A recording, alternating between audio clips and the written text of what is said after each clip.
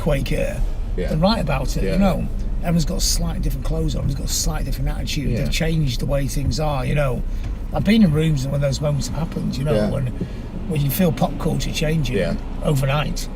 And talk me through that. Talk me through a few examples of that. The Roses thing was always like that. Like really early on, when people started to wear the more baggier clothes and the flares started coming out, and you felt this is a sea change. You know, what went yesterday is not going to go happen tomorrow. This is different. You know, the way the band are, their attitude, what they listen to, how they relate to music and culture. I like that. I think music's not just music; it's the whole thing, isn't it? And especially in England, where the clothes matter as much as the music. You know, it's not. I mean, sometimes it doesn't, but generally it's quite, you know, the two things tied together, you know, coming out of mod culture or whatever, through punk. Yeah. All those things, Britpop. You coined the word Britpop, didn't you, my friend? Yeah, in 1987. How did that come about? Well, the Sounds had a piece about, there's a punk scene, they called it Britcore. Yeah. So as a joke, I called Rosie's Lars gig Britpop. It wasn't meant to stick. Okay. We started using it because it annoyed people, so just kept it going. And in the end, it related to different things. So there's about 20 people think they came up with the term, but they genuinely came up with the term, but 8 years after I did. I think you know, I think a lot of the time people don't really know what everyone else is writing about. You don't sit there reading everyone else's articles, do you? Well, I definitely grew up in that. With Pulp and Oasis, Blair, all that kind of stuff. It's much of a maligned period, but it's actually a lot of good music in that period. Yeah, massively. I think what we do in this country is we invent loads of youth culture, then we discard it really quickly. Like we're embarrassed about it. Yeah. So what do we end up with? You end up with nothing. Yeah, you just keep. You go to keep in the circle. On Saturday night, and you're just full of like terrible bars playing terrible music, isn't it? Yeah, this is a city that invented so much great musical movements, isn't it? If you go out on a Saturday night, if you came from Argentina to Manchester, you go, where is it? I can't see it. Yeah, well, we did that, didn't we, the other day? We went to, I saw you down at Jimmy's. Yeah. And we saw the Otherness from Argentina. Oh, yeah. That came down and played the band. Yeah, that was cool. Just going back to the Ellen McGee thing, he did have a reply.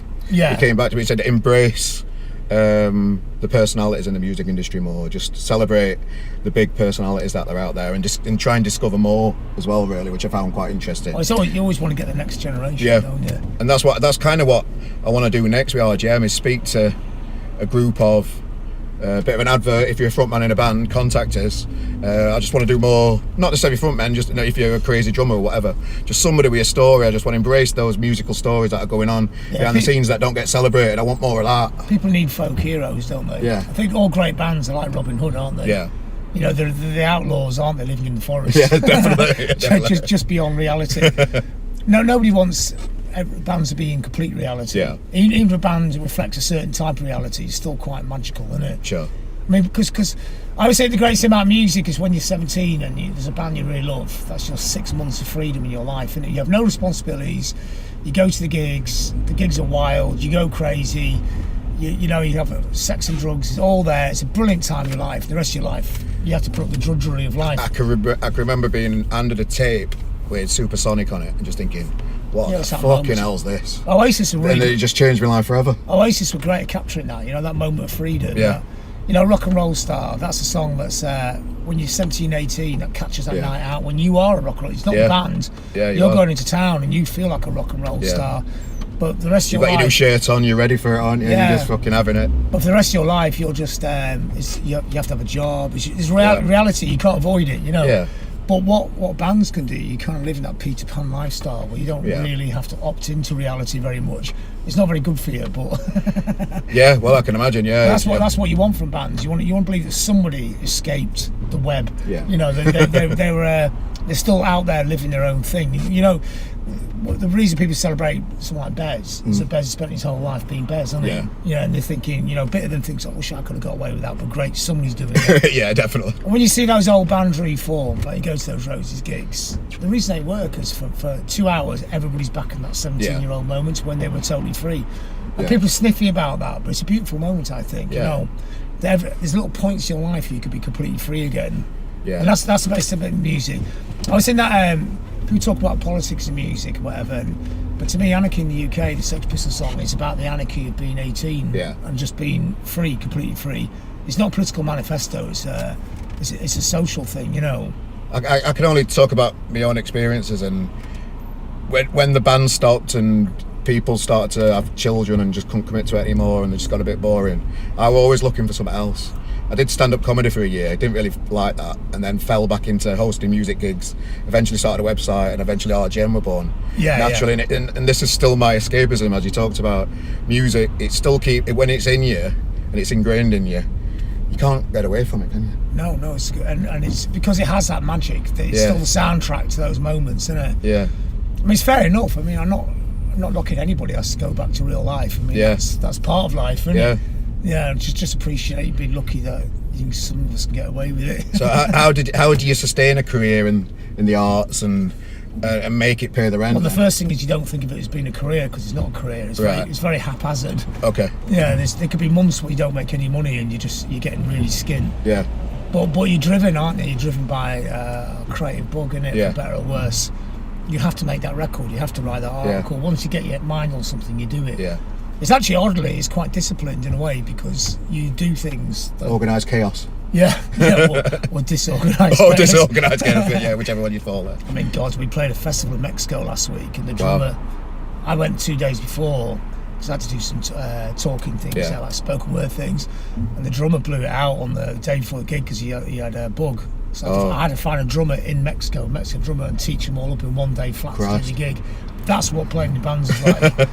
Utter chaos all the time, and somehow you. What do you do? Just like go onto Mexican telly and just say we need a drummer over it. I knew a local band, and I WhatsApped them and said, "Have you got a drummer?" And they went through every drummer in town for about 4 hours till we found one. Either promoters saying cancel the gig, is going, no, I've got a drummer. Show always goes on. This drummer pans out. Then I had to rehearse that evening, and he was great actually. He learnt the whole set. He learnt the whole set in about 1 hour flat. It was like. Oh God, it was a stressful I can imagine, day. So Mexico then. So membranes. What's the latest with membranes at the minute? Well, we know it's kind of odd. We have this little cult following around the world. So Mexico, we're quite a deal. So the gig was packed. Wow. We were on stage. People were like fucking really emotional. Because they never thought we'd ever play Mexico. I didn't think we'd ever play Mexico. Yeah. So they knew the stuff, and that's the great thing about the internet, because it spreads the music around the world. It's not just getting played in the UK; it's sort of bubbling up everywhere. So apart from that, we got the album out next week. So that's the gig at the Reyt is like a launch for the album. Yeah, sure. Yeah. It's like a double album, so it's a ridiculous, preposterous, epic piece. But it's getting amazing reviews. Are you doing it with a big live? Yeah, we'll have a choir. That's it. Yeah, just talk us through. So while we're on it, we might as well discuss what's going to happen in Manchester at the Reyt next Saturday. Yeah, well, we'll play the 20-piece choir, and then the rest of the bill's Henge, who are a great sort of psychedelic, total trip, amazing band. Yeah. Queen Z, who kind of everyone knows now, breaking out of Liverpool, sort of camp punk rock, sleaze, sing really good. And then we got the Pack, who's Kirk Brandon's band before he's in Theatre of Hate. His initial punk band, he's done about 3 or 4 gigs for them. And great, very culty. And Glove, the band I talked about before, they're playing as well, they're opening. And that's at the Reyt on Saturday, June the 8th. Brilliant. Well, we're going to be reviewing the gig. We're going to be at the gig, obviously. We can't wait for it and supporting the gig. What are they going to expect apart from, you've already told us that. Talk me through what's to be expected. I can't find my words today. Well, it'd be a great 5-6 man bill, and then we'll top it off at the end when we play the full choir, which we don't often get a chance to because it's quite expensive to get a choir. The locals, it's easy to get them there. Yeah, sure. It's an ambitious gig. We try to do ambitious things with not much money. Yeah. But you have an idea. Again, you have an idea in your head, and you have to complete it. Yeah. So this magic thing's happening down at the Reyt. We'll put the links down on YouTube and all that kind of stuff, and get your ticket links and share it all over RGM.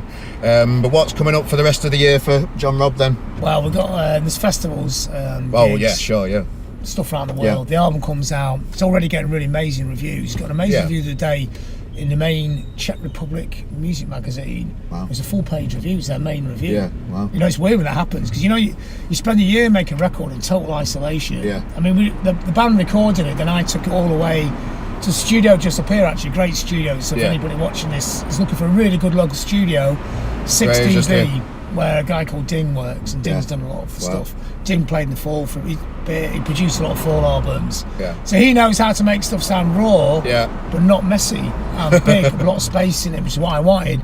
And because we're so tuned in on the same kind of music, Normally I have to describe everything I want to the engineer, but with him I could just nod my head. Yeah, it's just like sat the music full blast, and it was just like, yep, up, down, up. It's amazing. It's the easiest record I've ever made, but it took a long time. Yeah. Because it comes such a perfectionist, I have to get it exactly right, So any more books in the offering or anything like that? Any more projects? I'm editing a book at the moment about the darker side of post-punk, so what people call goth, but no one ever called it goth because everyone hates that term. Okay. So it's quite it's quite wide-ranging. It's Joy Division's in there, Susan the Banshees, and also the classic goth bands like Sister Mercy.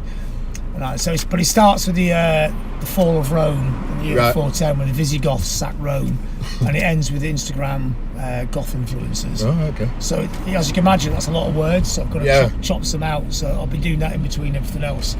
Yeah. Have you ever taken your mind to like painting or anything like that? We're talking to the blinders and say, "What do you do in your downtime?" I bet you've got an easel and a thingy and paint. Just creative people seem to go try that out sometimes, don't they? I just wanted to see if you ever did. I think painting with paint is a real skill, but I tell you one thing I can do. I like it with my iPad. You get a little pen. Oh yeah, okay. And I like doing really primitive art. Okay. I like the idea that it's a really high-tech format. Yeah. But you do really primitive art on it, so you can make it look like a cave painting. Yeah. With a scratchy little pen. Right. I love doing that. That's really good. Because what I wanted to do with the website is I wanted to make it look more like an old school fanzine. Yeah. So instead of using photographs of the bands, if I ever got round to it, I was going to do little cartoons of the bands. Yeah. That's what we used to do. I love that, yeah. Back in the 70s when we did the fanzine, we used to draw all the bands. It's a lost art, that, isn't it? Yeah, them old cartoons and little stories. Well, you can draw these little stick men and stuff like that, or so, you can exaggerate people's features and make it like quite funny. And that's how I can actually draw like that. Yeah. But it's getting around to it. I keep forgetting to do it. So now you remind me I might start doing it. Good idea. Well, John Robb, I were hoping to see a bit more of Manchester, but the Mancunian way is absolute a gridlock today. But it's always like this. Is it always like this time? I tell you, once avoids Regent Road. That's the worst. Right, okay. That's a permanent traffic jam, isn't it? The city's got too big for itself, but it's good because it's ambitious, isn't it? The great thing about Manchester, it believes it's the biggest city in Europe. Yeah. That's what I like about Mancunians. They look at London and think it's the same size. Yeah. They go, why haven't we got this? We're the same as London. Well, no, you're about a quarter of the size, but that's what's great about the city. Was it the amount of development that's going on in Manchester? And I think it's... I like it. I mean, I'll never be able to afford any of these flats. Yeah. And they're not very beautiful buildings, a lot of them. No. But I like the bigness of it. I like the way Manchester starts to feel a bit like New York.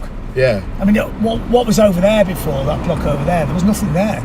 And people always complain about it, but go, well, I don't remember you ever going down there. Because I only live over there in Hume. What's that area called? And is this still... They make up these silly names for them, don't they? They have those focus groups and they come up with flash names for them. Because they don't want to have the old names, the old connotations, do they? What does Manchester... I know you're from Blackpool originally, but what does Manchester mean to you these days? It's one of it's culturally amazing, isn't it? I mean, now I think it's better because it's got 30 or 40 venues. When it used to have about 3 or 4. Amazing local band scenes, just continue for years. If you're into music, this is the music city. Probably more so in a lot of ways than London, because London's expensive, everything's really spread out, everything's really compressed here. Yeah, well, what I've found out in Manchester since moving from Sheffield is that in Sheffield you used to get the odd little music festival that somebody put on over a couple of venues. It's about 3 every weekend. That's what I'm about to say. Yeah, there's so much going on. You can't. There's too much going on. You can't physically cover it all. It's just amazing. And that's different from 20 years ago. I mean, it used to be like gig on a Friday, gig on a Saturday, but now it's gigs Monday, Tuesday, Wednesday. It's full on, and this is great. Manchester it's become a self-fulfilling prophecy. I always think it was the world's first industrial city. Yeah. Then it was the world's first post-industrial city in the Malays and the Claps. Yeah. And now I always say it's the world's first post-punk city. Right. Okay. Because it's rebuilt the vision of Hacienda Tony Wilson, wasn't it? So ironically, the Hacienda got knocked down, but nearly every building in town looks like a version of the Hacienda, doesn't it? Have you got any good stories from the Hacienda that you won't mind sharing with? Well, the main thing you have to remember is the Hacienda wasn't just the only club in town. There was a load of stuff going on. There's not as much as now, but the boardwalk was very key around the corner, and the internationals have more gigs on. So we probably spend more time in the internationals watching bands. Right. Hacienda, Mike Pickering was great. Mike Pickering's a key guy at Hacienda. Yeah. He's the one who played Acid House there first when he DJ'd, but he also booked nearly all the bands. So Mike's amazing. He knew about music all around. He never gets the credit. His name never crops up when people talk about the Hacienda. But if you know anything about the proper history of Manchester, he's the man. So he booked all these bands in there, but the internationals, because there's 2 of them, they're virtually every night. There are loads of bands, a lot of gigs down there. Yeah, so Hacienda, I like the early days. I like to, when you go and see stuff in there and 10 people being there. So there's ambulance through there. There we go. Maybe it's the explanation hold up, isn't it? Yeah. There was an accident somewhere. So yeah, Manchester, amazing town for music. We're passionate about what we do, aren't we? It's never going to leave us, is it? We're always going to be doing this music thing for the rest of our lives. Yeah. It's just exciting times for everything. John, it's been great, and I really appreciate your time, spending this time with me in the little car, just having a little drive around the Mancunian Way. And thanks again for your time, mate. I really appreciate it. Nice one, Carl. Cheers, mate. Nice one. Yeah. Thank you. Cheers for that,